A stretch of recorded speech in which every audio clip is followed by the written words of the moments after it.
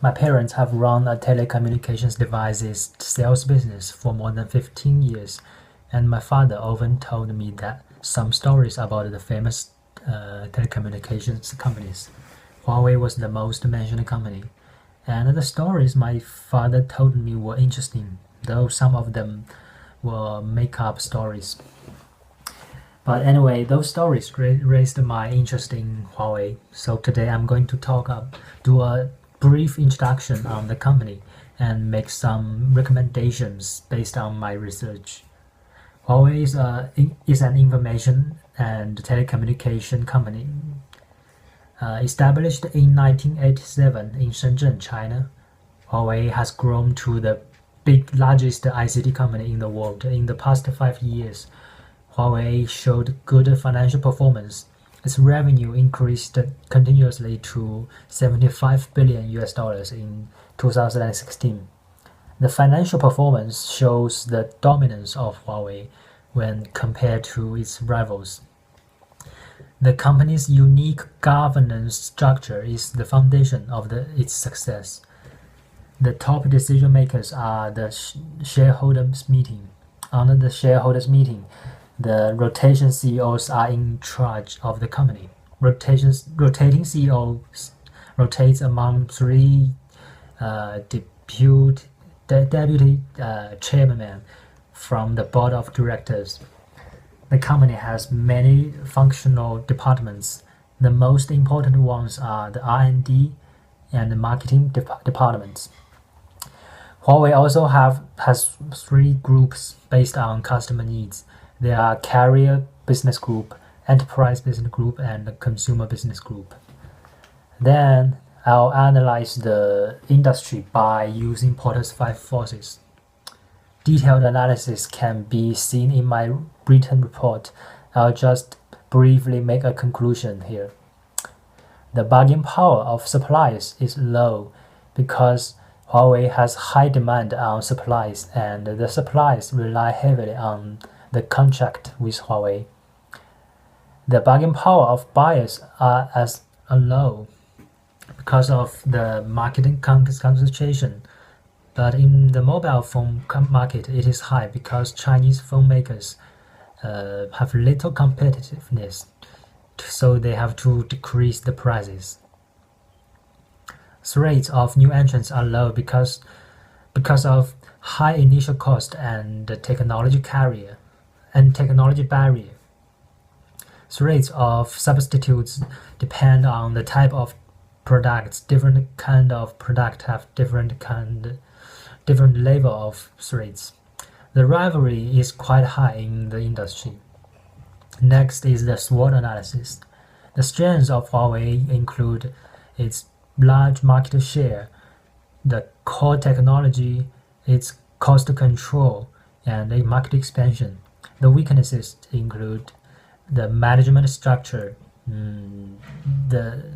It means the company relied too heavy on the former CEO Ren Zhengfei, and the lack of original innovation is also a great weakness. And it is a private company, so Huawei cannot generate investment from public offering, and the customer bias on Chinese company is also a weakness.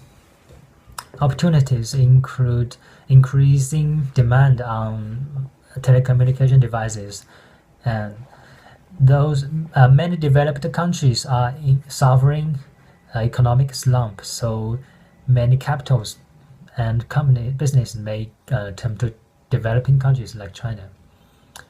And the Chinese government support telecommunication companies and Huawei especially. Also, the new technology 5G is an opportunity. The threats include the decreasing profitability, the appreciation of Chinese yuan, the rivals merger and acquisition, and the trade barriers in the global market. Recently, Huawei has 4 core strategies. First is the market-oriented strategy. Huawei consider customer needs are always the first concern. Their business activities are based on market feedback and forecast. Second is the core technology strategy. More than 10% of the revenue are invested in research and development. Third is employee shareholding scheme. The shares of the company are held by employees. It can improve the sense of belonging and responsibility. The fourth is internationalization strategy. Huawei expanded the global market earlier in its life cycle, which is uncommon for a Chinese company. So based on the research I have made, I'll give some recommendations. Firstly, Huawei should actively communicate with the media and the public to let the world know how the real Huawei is like, eliminating the misunderstanding from the public.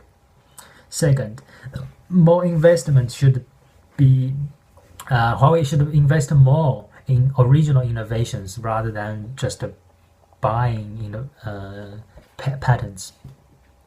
Thirdly, in the process of expanding of the business into a foreign country, merger or acquisition would be a better choice to break through trade barriers.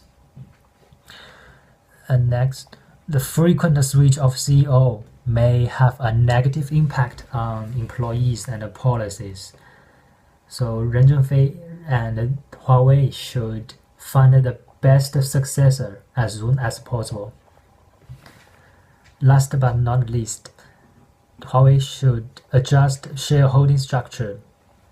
Regardless of whether Huawei decides to become a public listing trade company, the company should make a preparation.